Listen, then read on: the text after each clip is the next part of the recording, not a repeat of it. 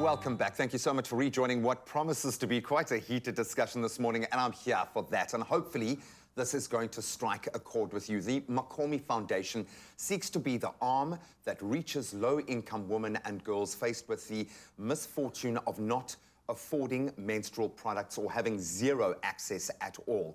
Now, through various charitable programs, educational drives, awareness campaigns, and mentorship initiatives, which are absolutely invaluable in this space, and that's especially in the schools where they delivered the clinics, the community outreach projects. The aim here is to bridge the economic vulnerability and inequality that menstruators face. And when I say menstruators, I mean our girls, our women, our wives, our children.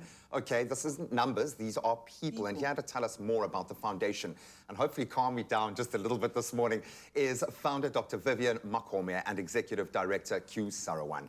Guys, thank you so much. Thank you for Thank you for having us. Oh, you've got the studio up a height. I'm trying to, even as I sit and look at your wonderful faces this morning, I'm trying to ascertain why this has struck such a chord with me. But when we look at what we are fighting for in this country in terms of energy and basic human rights when it comes to water, surely this should be on that list. We are talking about a medical condition that affects half of the global population. And it's not a condition, it's natural life. Exactly. It's not something that one would, it's not something that I wanted to have. I like it when you say it's a condition. I have no control over that. It's happening to me every month for the rest of my life. Exactly. Yeah.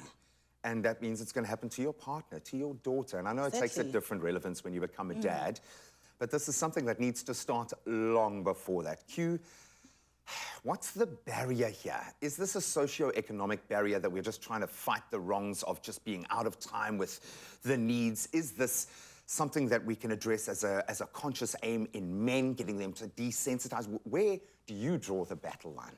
I think the barrier we face is that we need to accept that this is a pandemic within our country.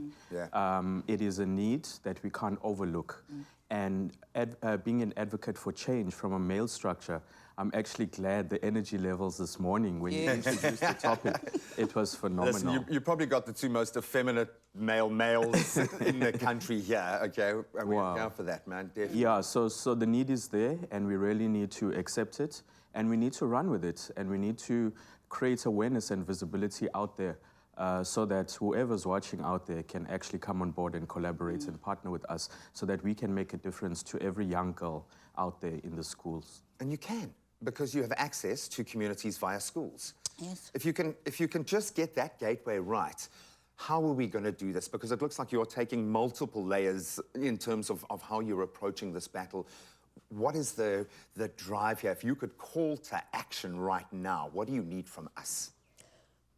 For me personally, it will be for organizations, big businesses that are currently doing business with government, you know, to set aside the budget to buy sanitary napkin, you know, and for municipalities to be forced.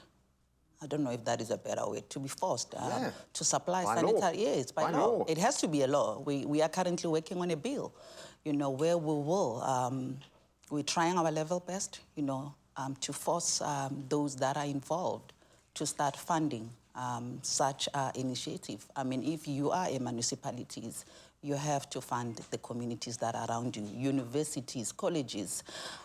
We should start now talking about this. In students, they should start asking themselves a simple question. Are we having sanitary napkin available in our institution? You know, this is the conversation that we should be having in our churches. And completely, and make it part of the conditions of your involvement in that organization. And also government department should also set fund aside for this. I mean, if you look at it, I like your introduction. It's half of the population. For me, I was moved when I had that 30%, which means 3 out of 10 of girls in South Africa, when it is that time of the month, they do not go to school. They lose up to a year of schooling in their entire school journey. What is the knock-on effect in terms of the growth of the country, the growth of these young girls in that space? But I've seen the flip side of that. When a group, an organization, a group of like-minded people focus on a problem like this, what it means to the girls who receive that aid, the boost in confidence, Exactly. just knowing that people care enough about them. Absolutely. Absolutely love that.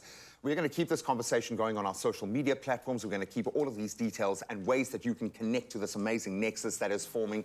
It is going to be something special just by taking that first step. So look at your own organization. Count how many women you have in your organization, and that's how many sanitary pads you're going to go and donate to the school in your area that doesn't have. Start there, and then we can look at sorting out the problem on this level. Guys, thank you so much. Absolutely love having this energy in studio this morning. And gents, you can continue to share with us on our social media platforms. How do you feel about buying sanitary pads and products for your daughter, for your wife, for the woman in your life?